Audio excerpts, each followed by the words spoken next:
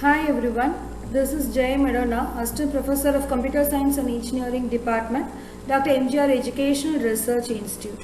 And this video lecture is about types of software testing.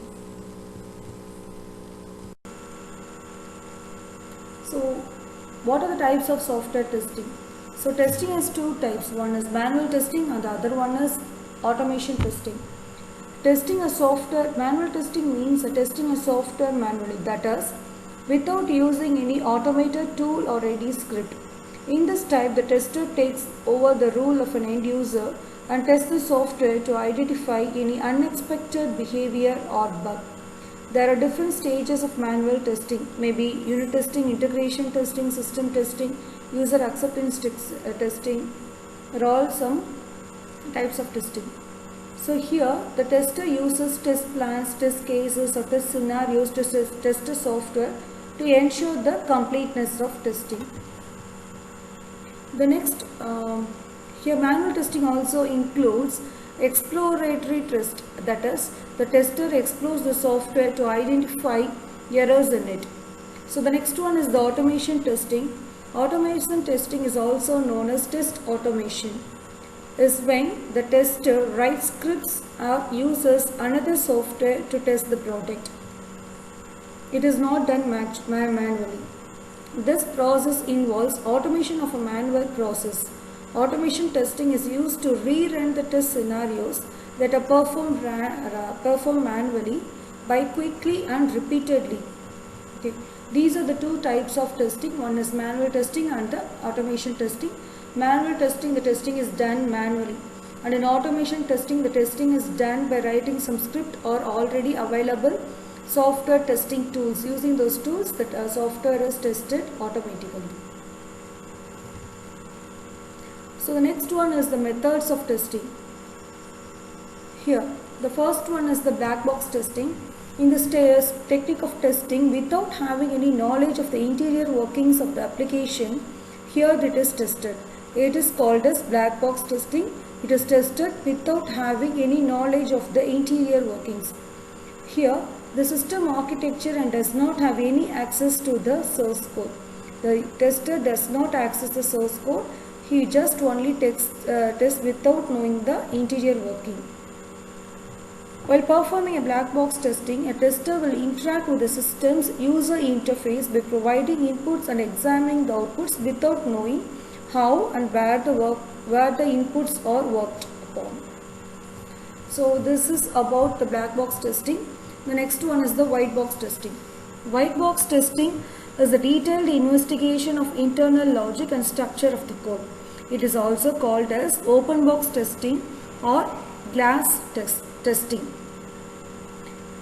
In order to perform white box testing on an application, a tester needs to know the internal working of the code, whereas in black box testing, the tester need not know about the internal workings.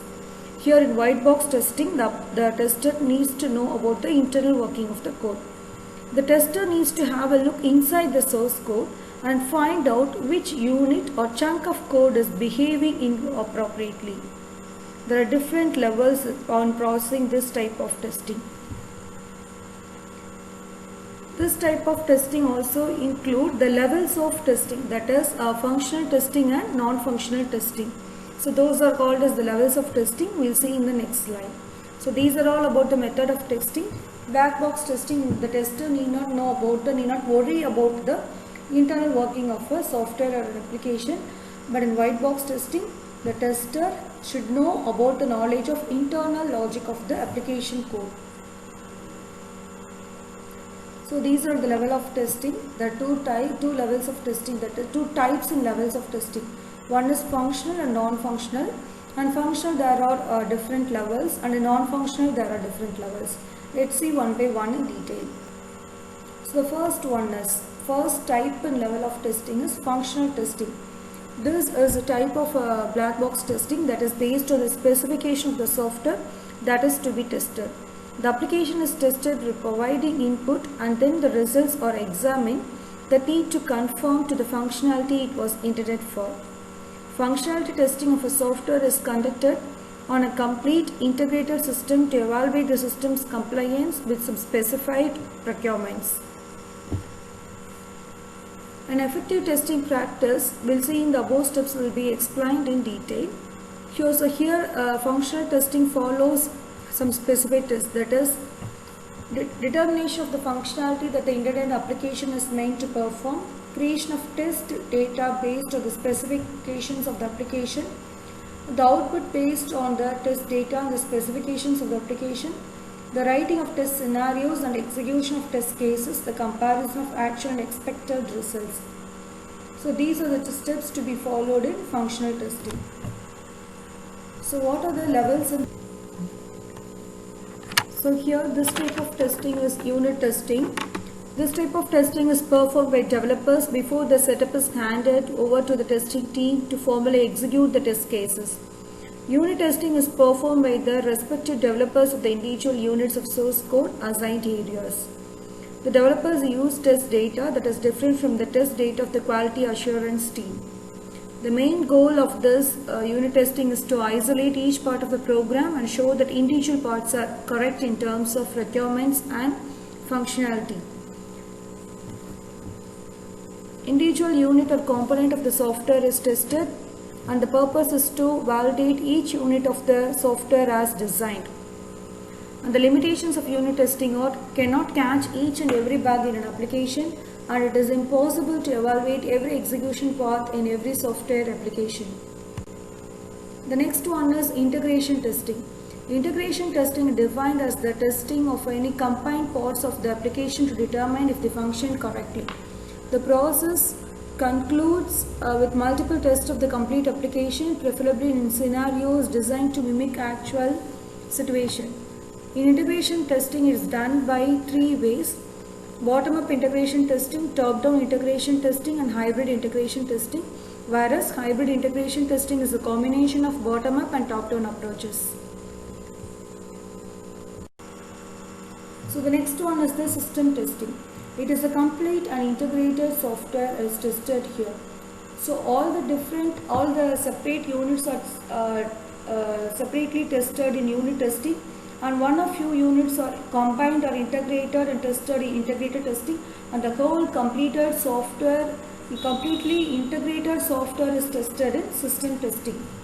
System testing tests the system as a whole. Once all the components are integrated, the application as a whole is tested here to see whether it meets the specified quality standards. This type of testing is performed by a specialized testing team. System testing is more important. There are some reasons. That is, the first step is the software development life cycle, and it is tested thoroughly to verify that it meets the functional and technical specification. The third reason is the application is tested in an environment that is very close to the production environment where the application will be deployed. System testing enables us to test, verify, and validate both the business requirements as well as the application architecture. So the best example for the system testing, a real-time example, is the ballpoint pen. In unit testing, a ballpoint pen is tested such that the separate ink used for the ballpoint is prepared and tested as a separate unit, and the outer cover for the ballpoint pen is developed separately and tested as the unit testing, and the ballpoint tip is developed separately and is tested again separately in the unit testing. And these components are integrated. One or two components are integrated and is tested in integration testing, and the whole ballpoint pen which is to be released in the market is totally tested in system testing.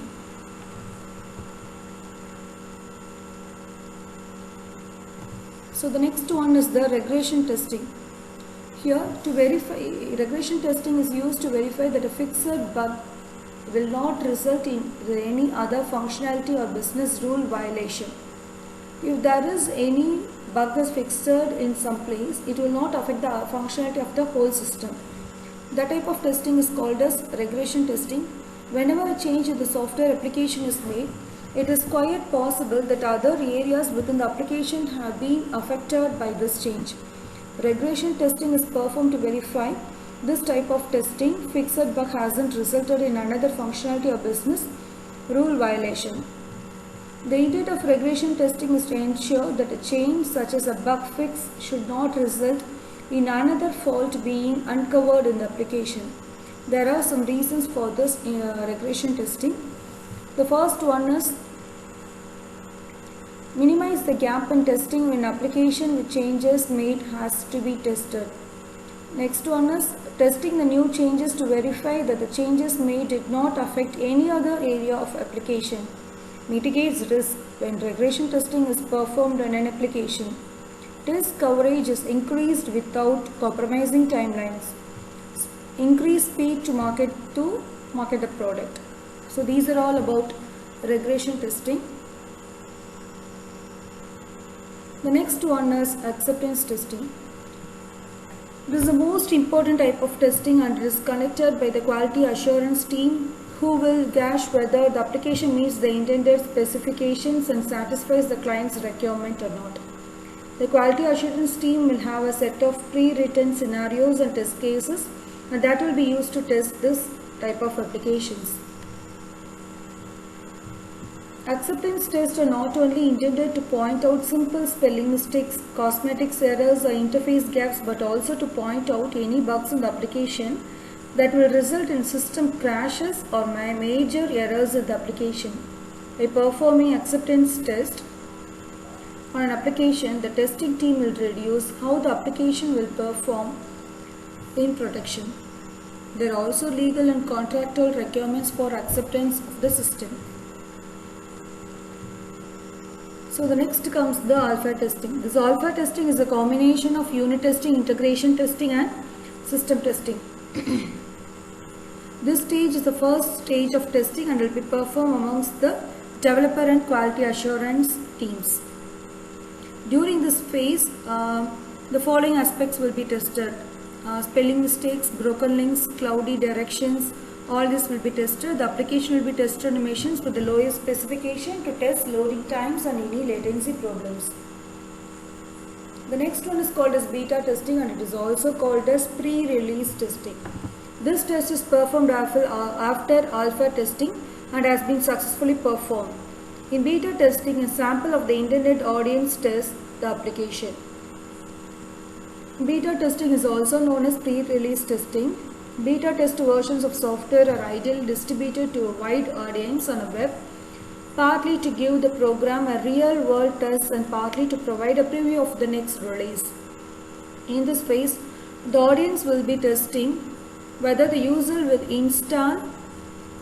will install, run the application and send their feedback to the project team. Typographical errors, confusing application flow and even crashes.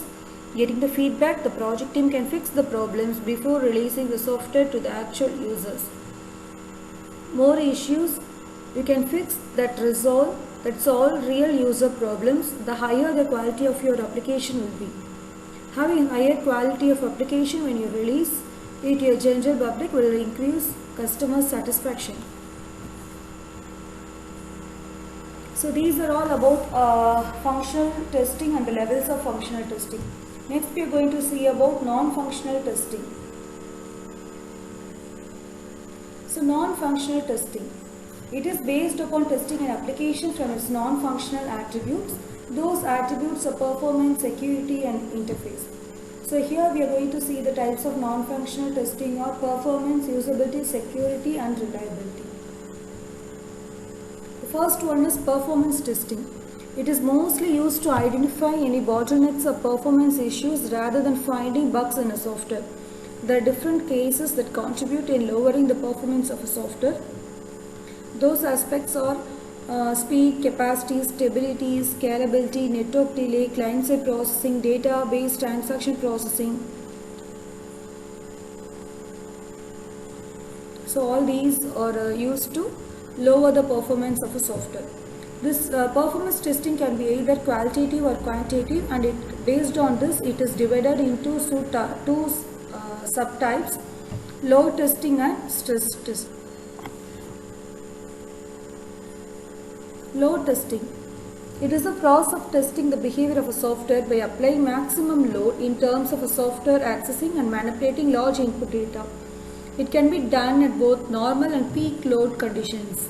This type of testing identifies the maximum capacity of software and its behavior at peak time. Most of the time, load testing is performed with the help of automated tools such as Load Runner, App Loader, Apache JMeter, Silk Performer, Visual Studio Load Test. These are all the softwares used to test this load testing. Virtual users are defined in the automated testing tool and the script is executed to verify the load testing for the software. The number of users can be increased or decreased concurrently or incrementally based upon the requirements. So these are all about load testing. The next one is the stress testing. Stress testing includes testing the behavior of a software under abnormal conditions. For example, it may include taking away some resources or applying a load beyond the actual load limit. The aim of this stress testing is to test the software by applying the load to the system and taking over the resources used by the software to identify the breaking point. This testing can be performed by using different testing scenarios. Maybe shutdown or restart of network parts randomly, turning the database on and or off, running different processes that consume resources such as CPU, memory, server, etc. So the next one is the usability testing. Usability testing is a black box technique and is used to identify any error and improvements in the software by observing the users through their usage and operation. Usability can be defined in terms of 5 factors: efficiency of use, learnability, memory ability, errors or safety, and satisfaction. According to this, the usability of a product will be a good and the system is usable if it possesses all these factors. Usability is the quality requirement that can be measured as the outcome of interactions with the computer system. The requirement can be fulfilled and the end users will be satisfied if the intended goals are achieved effectively with the use of proper resources. The next one is the security testing. Security testing involves testing a software in order to identify any flaws or gaps from security and vulnerability point of view. Here are some aspects to ensure the security testing: confidentiality, integrity, authentication, availability, authorization, non-repudiation. All these comes under security testing. The next one is the portability testing. This type of testing includes testing a software with the aim to ensure its reusability and that it can be moved from another software as well. There are some strategies for this portability testing: transferring an installed software from one computer to another, building executable files to run the software on different platforms. Portability testing can be considered as one of the subparts of system testing, as this testing type includes overall testing of a software with respect to its usage over different environments. Computer hardware, operating system, and browsers are the major focus of portability testing. There are some preconditions for this portability testing, and they are: software should be designed and coded keeping in mind the probability requirements. Unit testing has been performed on the associated components. Integration testing has been performed. Testing environment has been established. So these are all about the portability testing. So here in this video we have seen what are the two types of testing: manual testing and automation testing. What are the methods of testing: black box testing and white box testing. And the two types of testing based on the levels of testing, that is functional and non-functional. And some type of testing, unit testing, integration system, such topics comes under functional testing, which is based on the functional working of an testing the functionality of a developed software.